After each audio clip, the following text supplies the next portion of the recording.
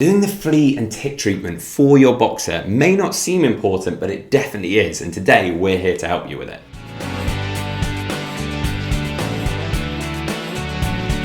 Welcome back to the Fenrir Boxer Show. My name's Joe and I'm a certified canine leader here at FenrirCanineLeaders.com. We are dedicated to helping you learn everything you could possibly want to know about the boxer and then how to become a high-level canine leader so you can raise your very own. So if you're new here, don't forget to subscribe and turn on that notification bell so you never miss a future upload. Doing your flea and tick treatment for your boxer is very, very important, but when should that happen? Well, today we're going to be tuning into a webinar that the canine behaviorist and founder of FenrirCanineLeaders.com, Will, has recorded all about when you should be doing your flea and tick treatment for your dog. Getting a new puppy is a wonderful experience, and if you are planning for a new canine family member right now, you will be busy getting everything ready, no doubt. Puppies are work, but they also make our lives richer and happier. Maybe you already have been to the local vet and set up an appointment for your first visit. After all, vaccinations are vital to protect your dog. But what about flea and tick treatments? Well, in today's webinar, we will discuss at what age your puppy will need their treatments for inner and outer parasites.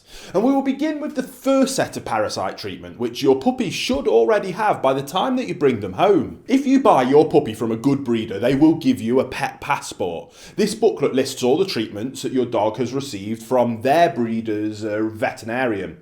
These include medication for inner and outer parasites, as well as their first set of jabs.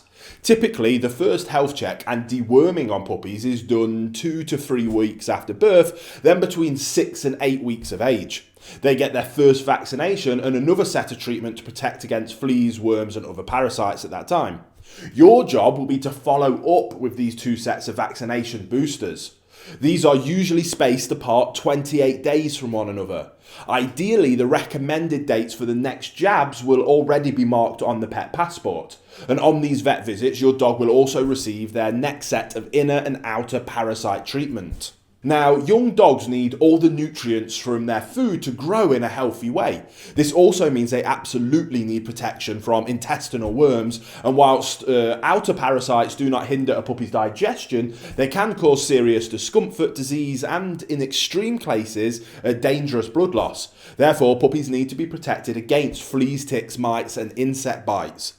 The good thing about these parasite treatments is they do not require separate vet visits. Either your vet will apply the appropriate medication themselves as a part of your consultation, or they will package them up for you.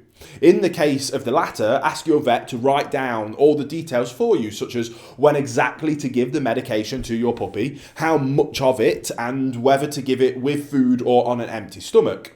Now, usually parasite medication for puppies comes in the form of a tasty pill that your dog will usually eat without any problems. In case they don't, use a piece of soft sausage or butter or cheese to hide the pill in. If you find yourself having trouble getting your puppy to swallow the medicine, ask your vet for help, and they have tons of clever ways to do it. As we said earlier in this video, your breeder's vet will already have treated the entire litter for parasites. All you need to do is keep up a regular schedule of treatment, which your vet will also be happy to provide. Also, many vets will send you an email or a text message before your dog's next parasite treatment is due. So let's talk about the kind of parasites that puppies can get, and we'll start with internal parasites. Now, most people immediately think of intestinal worms when they hear the term internal parasites, but one of the most dangerous internal parasites for dogs is the heartworm, which is transmitted via mosquito bites.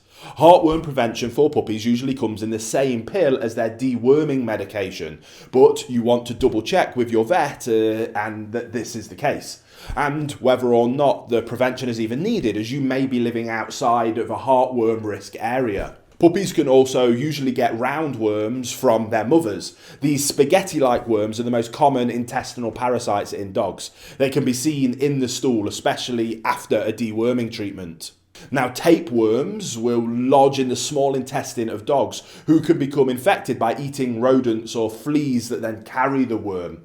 Tapeworms can appear in the excrement again, looking like grains of rice. Now, hookworm infection is often caused by puppies eating other dogs' excrements, and they cannot be detected in the dog's stool, so you won't see them.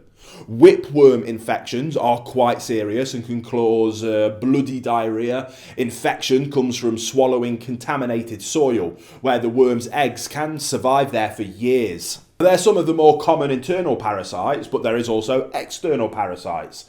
And external parasites take nutrients from the dog's blood and can live either on top of the skin or within it. Some of them only cause superficial skin issues, whilst others are carriers for other more dangerous organisms. Lice, fleas and mites are the most common external parasite in dogs. Apart from pesky itching, they can cause severe allergy in young dogs. If your puppy is affected, you should treat all the pets in your household as well as their sleeping spaces. Ticks are quite a common external parasite in dogs. They mostly jump on the dog when walking through tall grass and scrubs or in the forest.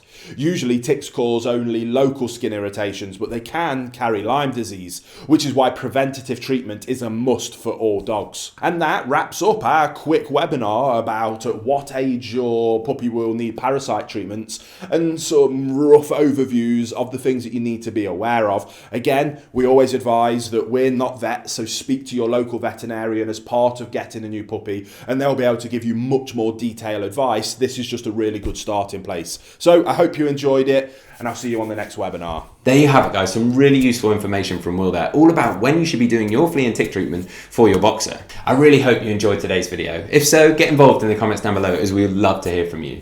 Don't forget to subscribe and turn on that notification bell, so we have 2 dedicated videos coming in every single week, so I can't wait to see you in the next episode of the Fenrir Boxer Show.